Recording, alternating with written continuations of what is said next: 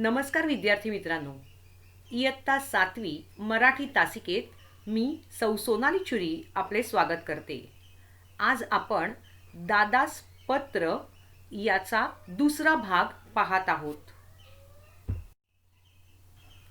वेळ झाली आहे शब्दलेखनाची. मला वाटतं तुम्ही तयारच असाल. चला तर मग. माझा पहिला शब्द आहे प्रदूषण. प्रदूषण. जसं उच्चारण होईल त्या अनुषंगाने लिहिण्याचा प्रयत्न करा.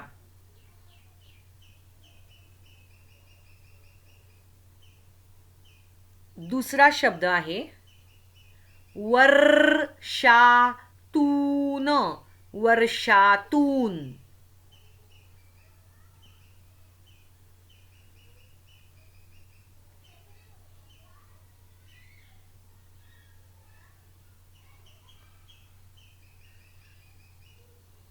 तिसरा शब्द आहे नष्ट.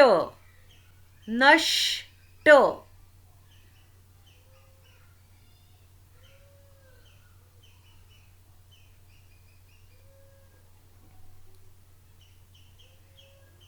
चौथा शब्द आहे कॅमेऱ्यात. कॅमेऱ्यात. कॅमेऱ्यात. कॅमेऱ्यात.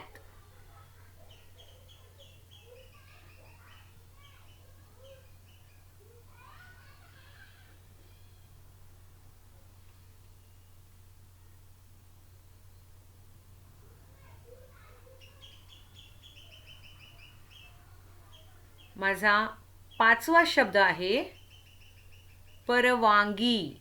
मुलांनो, ह्याचं उच्चारण परवानगी असेल तरी ते लिहिताना परवानगी असं लिहिलं जातं. म्हणून तुम्ही लिहायचं आहे परवानगी आणि याचं उच्चारण करायचं आहे परवानगी.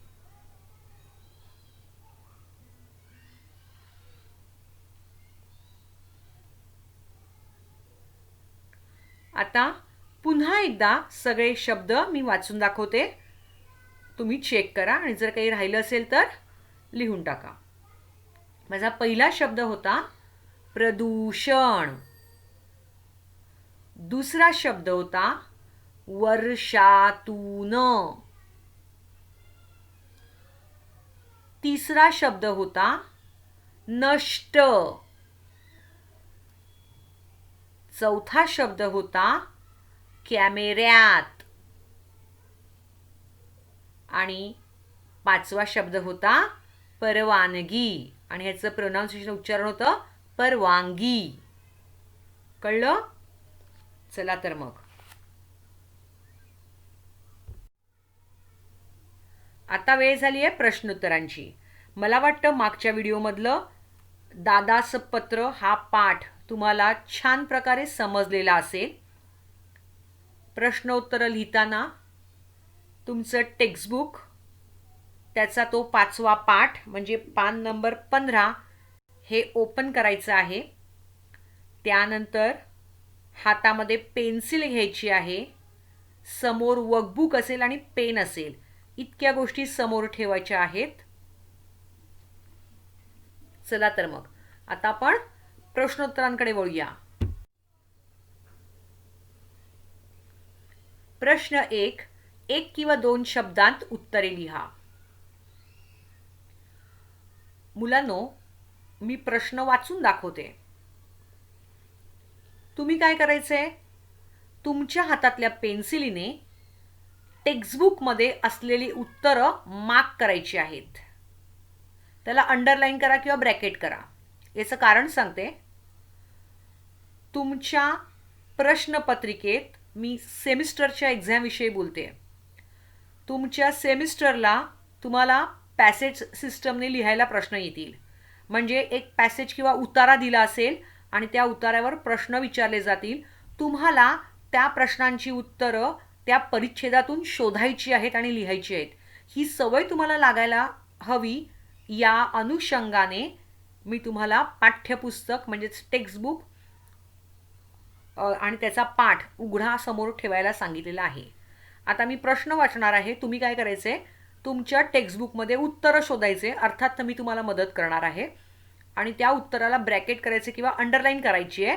आणि सपोज आता पहिला प्रश्न चाललाय आपला, प्रश्न 1 मधला पहिलं, मग तुम्ही उत्तर मिळालं असेल तिकडे 1.1 लिहायचं आहे, म्हणजे प्रश्न पहिलातलं पहिलं उत्तर. ठीक आहे. त्यानंतर मी माझी उत्तरं तुम्हाला सांगणार आहे. चला तर मग प्रश्न पहिला आहे, 1 किंवा 2 शब्दात उत्तरे लिहा. त्यातला पहिला प्रश्न आहे, पत्र कोणाला उद्देशून लिहिले आहे. तुमच्या हातात पेन्सिल असेल आणि टेक्स्टबुक असेल. बघा बरं, पत्र कोणाला उद्देशून लिहिलेलं आहे, म्हणजे हे पत्र कोणासाठी लिहिलेलं आहे, कोणाला लिहिलेलं आहे. मला वाटतं उत्तर तुम्हाला मिळालेलं असेल. पान नंबर 15 वर वरतीच सुरुवातीला आहे ते उत्तर अंडरलाईन करा. मी उत्तर नंतर सांगणार. आता तुमचं उत्तर तुम्ही शोधायचं आहे. मिळालेल्या उत्तराला ब्रॅकेट करा किंवा अंडरलाईन करा आणि 1.1 असं लिहा तिकडे. पेन्सिलीने, पेनाने लिहून पुस्तकं खराब करायची नाहीत. चला तर मग प्रश्न दुसरा, पत्र कोणी लिहिले. आता पत्र लिहिणारं कोण आहे. पत्राच्या शेवटच्या बाजूला एकदम खालती जो पत्र लिहितो त्याचं नाव लिहिलेलं असतं. मग पत्र कोणी लिहिलं आहे बघा, पत्राच्या शेवटी त्या व्यक्तीचं नाव तिथे लिहिलं आहे. त्याला अंडरलाईन करा आणि लिहा 1.2. मिळालं उत्तर. चला मी क्लू देत जाते म्हणजे तुम्हाला मिळायला सोपं पडेल. प्रश्न 1 मधला तिसरा प्रश्न आहे, विद्यार्थ्यांना कोणती चित्रफीत दाखवली. फर्स्ट पॅराग्राफमध्ये सेकंड लाईन बरोबर सेंटरला तो वर्ड आहे.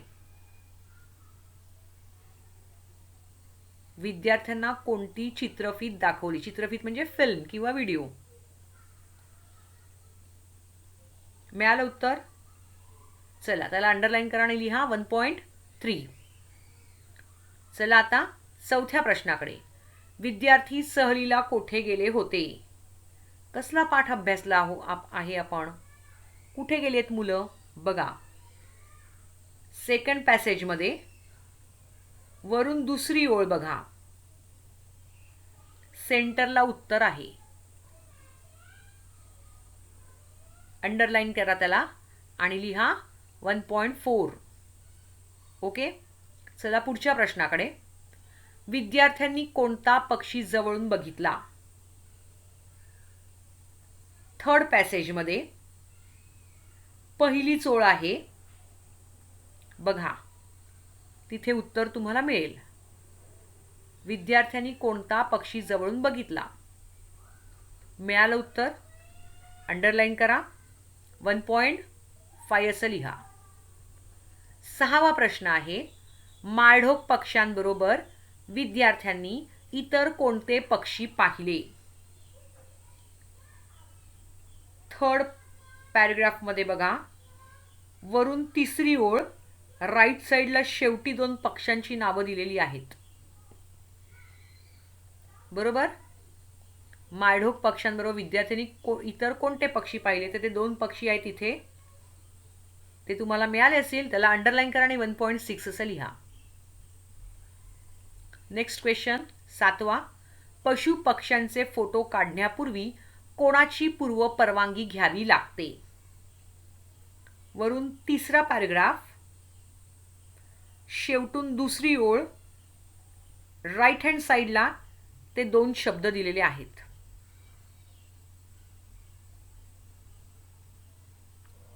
पशु पक्ष्यांचे फोटो काढण्यापूर्वी कोणाची पूर्व परवानगी घ्यावी लागते. मला वाटतं उत्तर मिळालं असेल. अंडरलाईन करा आणि 1.7 लिहा. मुलांनो, आता तुमची उत्तरं चेक करा. हे तुम्हाला नंतर लिहायचं आहे, कळलं. तुमची उत्तरं चेक करा आता. पत्र कोणाला उद्देशून लिहिले आहे. पहिल्याच ओळीमध्ये प्रिय दादा असं आहे. मग तुम्ही कुठल्या शब्दाला अंडरलाईन केलंय? दादा. बरोबर. मग नुसतं दादा लिहिणार की दादाला? दादाला असं लिहा. हे त्याचं उत्तर आहे. बरोबर आहे ना लिहिलेलं? ओके. मला वाटतं तुम्हाला मिळालं असणार. तसे तुम्ही हुशार आहात. छान वाचू शकताय, छान लिहू शकताय, छान उत्तरं शोधूही शकताय. बरोबर ना? चला तर मग प्रश्न दुसरा. पत्र कोणी लिहिले? पत्र जिथं संपतं तिथे खालती लिहिले बघा, तुझी बहीण आयेशा. मिळालं?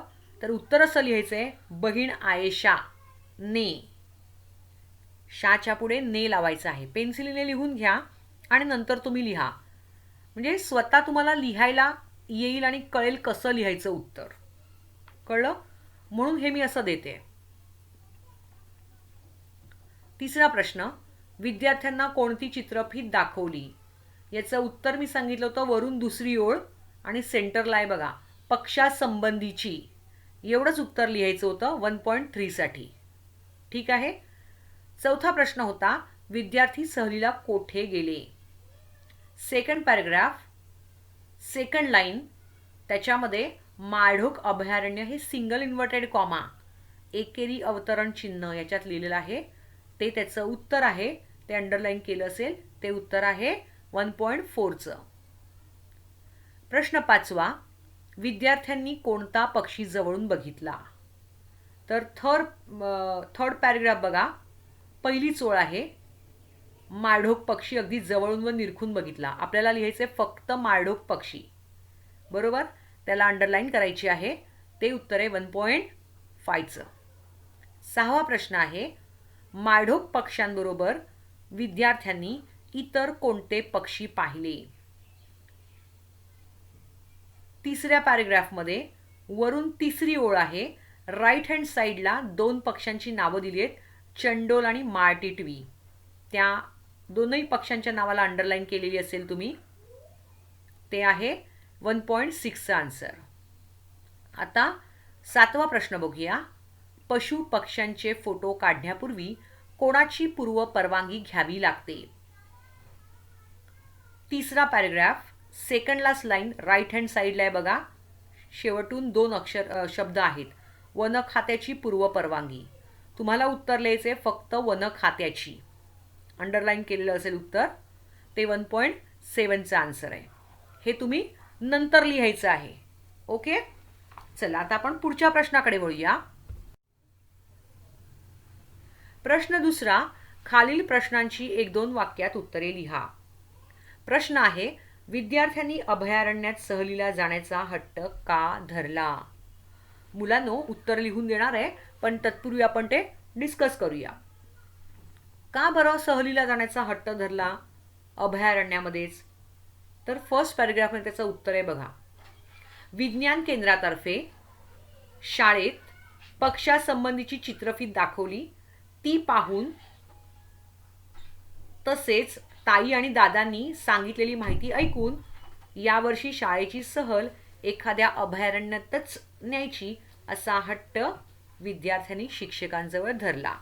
उत्तर कळलंय? चला तर मग आता लिहून घेऊया. लिहून घ्या. जरा फास्ट लिहायचे, कारण या लेक्चरला मला हे संपवायचं आहे. विज्ञान केंद्रातर्फे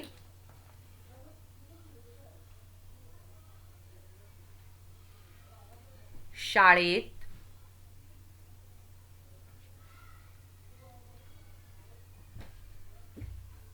पक्ष्यांसंबंधी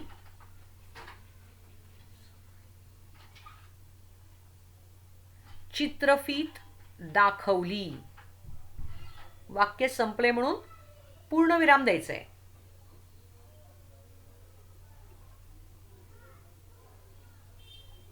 ती पाहून तसेच ताई दादांनी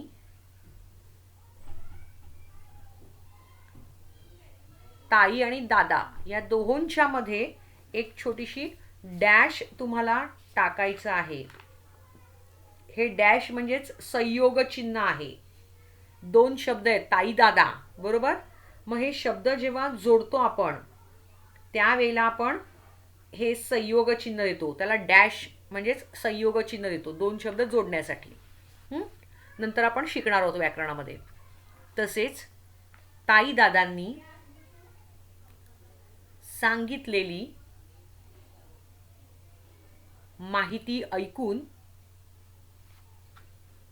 विद्यार्थ्यांनी अभयारण्यात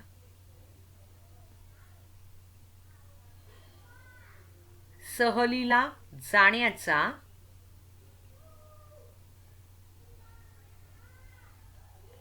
हट्ट धरला. वाक्य संपलं म्हणून पूर्णविराम द्यायचा आहे. आणि हट्ट शब्द लिहिताना पहिल्या टचा पाय मोडायचा आहे. जोड शब्द आहे, एका खाली एक लिहायचा नाही, म्हणून त्याचा पाय मोडायचा आहे पहिल्या टचा.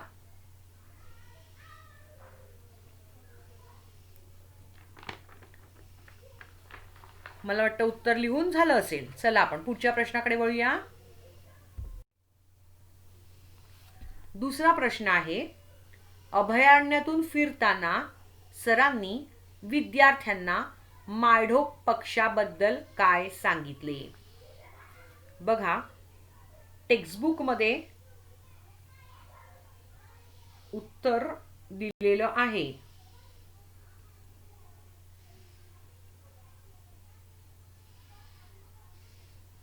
काय उत्तर दिलंय मिळते का तुम्हाला?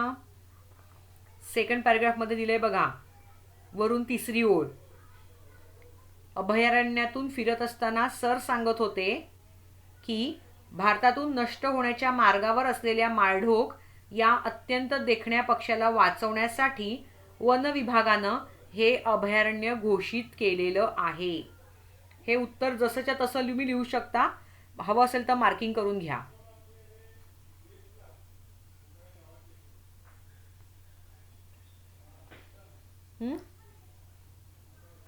उत्तर कुठे आहे मिळालं तुम्हाला? सेकंड पॅसेजमध्ये वरून तिसरी ओळ, अभयारण्यातून फिरत असताना इथून घ्यायचंय. अभयारण्यातून फिरत असताना सर सांगत होते की भारतातून नष्ट होण्याच्या मार्गावर असलेल्या माळढोक या अत्यंत देखण्या पक्ष्याला वाचवण्यासाठी वन विभागानं हे अभयारण्य घोषित केलेलं आहे. इथे ब्रॅकेट कंप्लीट करायचंय. हे उत्तर आहे 2.2चं. ओके, हे मी उत्तर लिहिलेलं आहे पण तसंच्या तसं आहे, त्यामुळे तुम्ही नंतर लिहू शकता. ठीक आहे. चला आता आपण पुढच्या प्रश्नाकडे वळूया.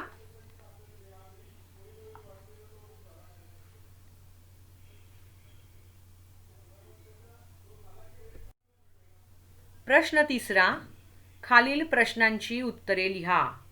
माळढोक पक्ष्यांची संख्या कमी का होत चालली आहे? मुलांनो, आपण जेव्हा पाठ शिकत होतो त्यावेळेला मी गुगलवरून काही एक्स्ट्राची माहिती तुम्हाला सांगत होती. मला वाटतं तुमच्या ती नीट लक्षात असेल.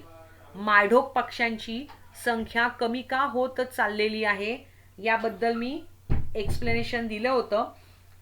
त्यानंतर पॅसेज सेकंड पॅराग्राफमध्ये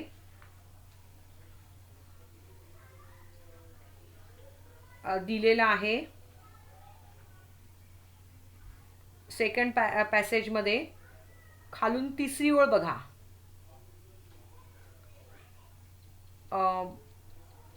माळढोक पक्षी शेतकऱ्यांचा मित्र, त्याच्या पुढचं. अर्थात हे उत्तर मी लिहून देते तुम्हाला.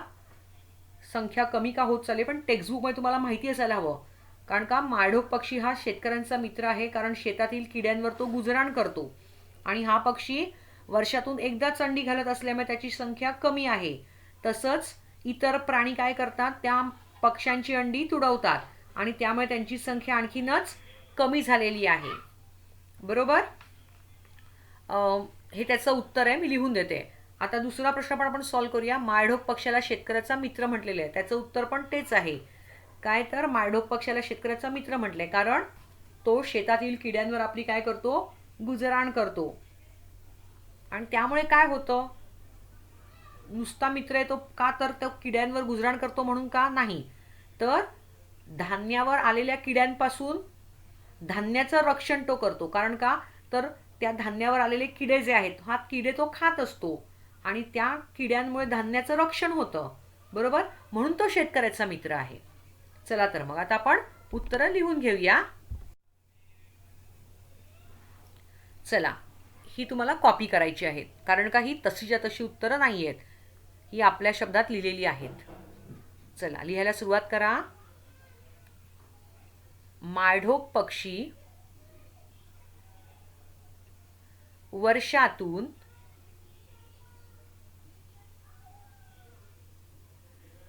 एकदाच अंडी घालतो.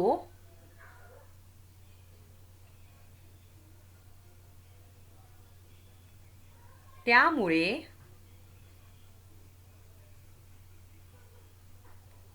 त्यांची संख्या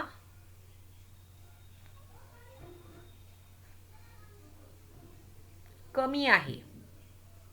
वाक्य संपलं म्हणून पूर्णविराम द्यायचा आहे. तसेच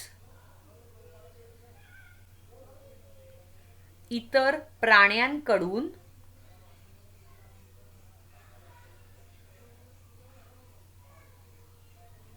पक्ष्यांची अंडी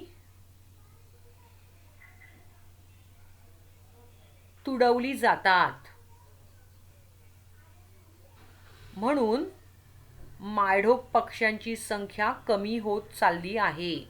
हे त्याचं उत्तर जरी मी तुम्हाला दिलं असेल तर, पण इथे जागा कमी आहे. ह्याच्यामध्ये अजून ॲडिशनल आपण काय बघितलं, गुगलवर बघितलं ना, की वर्षातून एकदाच अंडी घालतो, त्यामुळे त्यांची संख्या कमी आहे. तसेच तो अंडी कुठे घालतो, उघड्यावर घालतो, म्हणजे जमिनीवर असाच घालतो किंवा गवताजवळ घालतो.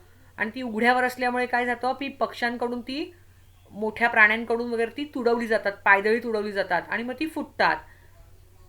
तसंच शिकारीचं प्रमाणही जास्त आहे, लोक ह्याची शिकार करून ते खाल्लं जातं आणि त्यामुळे या पक्ष्यांची संख्या कमी होत चाललेली आहे. तुम्ही अशा प्रकारे जरी उत्तर लिहिलं तरीच चालणार आहे. ठीक आहे. आता पुढचा प्रश्न आहे, माळढोक पक्षाला शेतकऱ्याचा मित्र का म्हटले आहे? चला लिहून घ्या. माळढोक पक्षाला शेतकऱ्याचा मित्र म्हटले आहे कारण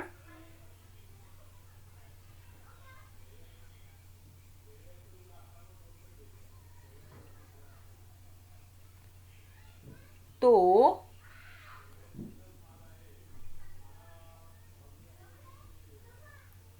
शेतातील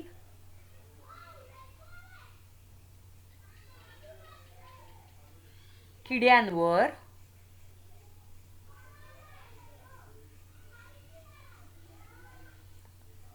आपली गुजराण करतो.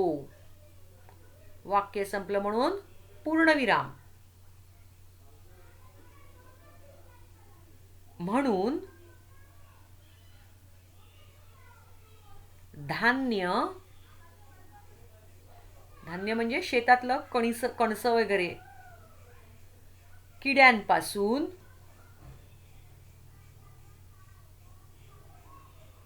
सुरक्षित राहण्यास मदत होते.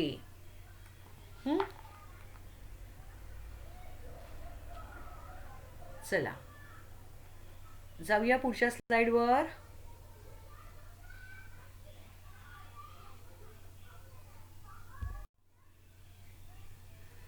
आता प्रश्न चौथा आहे, खालील शब्दांचे समानार्थी शब्द लिहा. सहल, अरण्य आणि प्रमुख. त्यानंतर प्रश्न पाचवा आहे, खालील शब्दांचे विरुद्धार्थी शब्द लिहा. बघा तुम्हाला काही आठवत आहेत का, म्हणून मी सुरुवातीला तुम्हाला उत्तरं देत नाहीये. थोडं तुम्ही डोकं चालवा, बघा तुम्हाला जमतंय का. देखणा म्हणजे सुंदर, त्याच्या विरुद्ध काय येईल, आठवा बरं. दुसरं आहे परवानगी, मीन्स परमिशन देणं. आणि तिसरं आहे विस्मरण, म्हणजे विसरणं. आणि सहावा प्रश्न आहे लिंग बदला. मिस्टर शेतकरी, मिसेस काय येईल? मिस्टर मित्र, मिसेस मिस्टर गुरुजी, मिसेस. चला तर मग उत्तरं तुम्हाला सुचली असतील, आपणही चेक करूया आणि लिहूया. सहल म्हणजे पर्यटन. बघा, मी तुम्हाला जेव्हा शब्दलेखन सांगत असते तेव्हा मी म्हणते रोज माझा असा रफारवाला एक शब्द असतो. का तर तुमच्या लेखनामध्ये त्याचा सराव व्हायला पाहिजे. जे आपण असं म्हणतो त्यावेळेला त्याच्या पुढच्या अक्षरावर रफार येतो. पर्यटन. बरोबर. चला, अरण्य. अरण्य म्हणजे वन, जंगल, कानन. कुठलाही शब्द तुम्ही लिहू शकता. त्यानंतर आहे प्रमुख. प्रमुख म्हणजे मुख्य.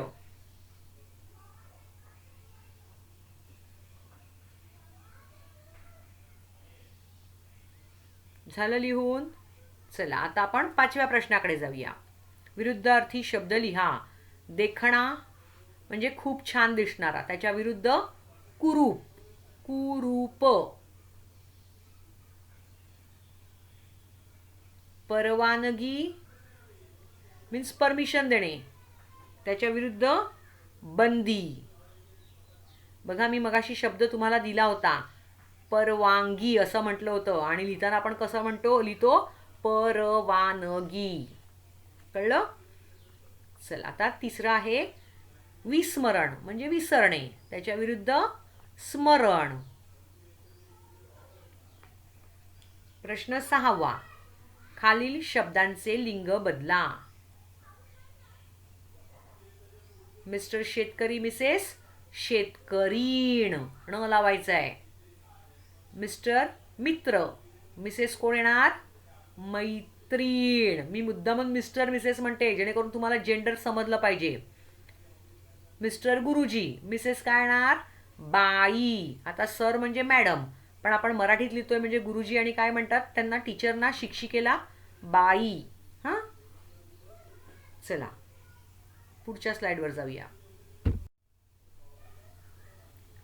खालील शब्दांचे वचन बदला. बरोबर. अनेक सहली, एक. कळलं असेल. एक महिना, अनेक. एक बी, अनेक. आता वाक्प्रचार आणि त्यांच्या जोड्या जुळवायच्या आहेत. बघा, 2 मिनिटात शोधायचं आहे तुम्हाला. नष्ट होणे, घोषित करणे, परवानगी असणे, गुजराण करणे. उत्तर आहेत जाहीर करणे, निर्वाह करणे, नाहीसा होणे आणि अनुमती असणे. चला आता उत्तर बघूया आपण. अनेक सहली, एक सहल. एक महिना, अनेक महिने. एक बी, अनेक बिया. आता हे वाक्प्रचारांचे अर्थ आहेत ना, त्यांचे नंबरिंग करून ठेवा आणि नंतर लिहा. नष्ट होणे, नाहीसा होणे. तो जो क आहे ना तिकडे 1 नंबर लिहून ठेवा. घोषित करणे, जाहीर करणे, त्या जाहीर करणेकडे नंबर लिहा 2. परवानगी असणे, अनुमती देणे, त्या ड च्या इकडे लिहा 3 नंबर. आणि गुजराण करणे म्हणजेच निर्वाह करणे म्हणजे ब, त्या ब ला 4 नंबर लिहा आणि नंतर लिहा.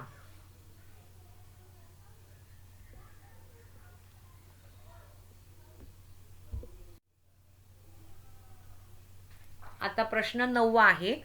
माहिती घेण्यासाठी किंवा देण्यासाठी काही एकतर्फी व दुतर्फी साधने उपयोगी पडतात. त्याप्रमाणे त्यांची माहिती मिळवून दिलेल्या तक्त्यात त्यांचं वर्गीकरण करा. हे तुम्हाला करायचं आहे. कळलं? तुम्ही शोधा आणि पेन्सिलीने नंबर लिहा. कसे नंबर लिहिणार? पत्र कशामध्ये एकतर्फी आहे, संवादाची साधनं की दुतर्फी आहेत तिकडे लिहायचे आहेत. बरोबर. मग एकतर्फी माहिती आहे त्याला 1 नंबर द्या, दुतर्फी माहिती तिकडे 2 नंबर द्या. आणि फॅक्स कसा आहे? दोघांकडून केला जातो. मग जर तुम्हाला दुतर्फी वाटत असेल त्याच्यावर 2 नंबर लिहा. पत्र कसं आहे, संवादाचं साधन आहे, म्हणजे दोघंही बोलू शकतात. मग त्या पत्रावर 2 नंबर लिहा. अशा प्रकारे तुम्हाला करायचं आहे. ठीक. पुढची उत्तरं पुढच्या व्हिडिओमध्ये आपण बघणार आहोत.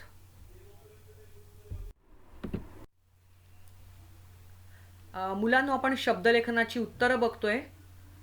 पहिलं होतं प्रदूषण, म्हणून दूचा उकार दुसरा होता. दुसरं होतं वर्षातून, शावर रफार आहे, तूचा उकार दुसरा आहे. तिसरं होतं नष्ट, चौथं होतं कॅमेऱ्यात, आणि पाचवं होतं परवानगी. मुलांना थोडंसं मला बोलायचं आहे तुमच्याशी. तुमची 10 मार्कांची इंटरनल असेसमेंट होईल.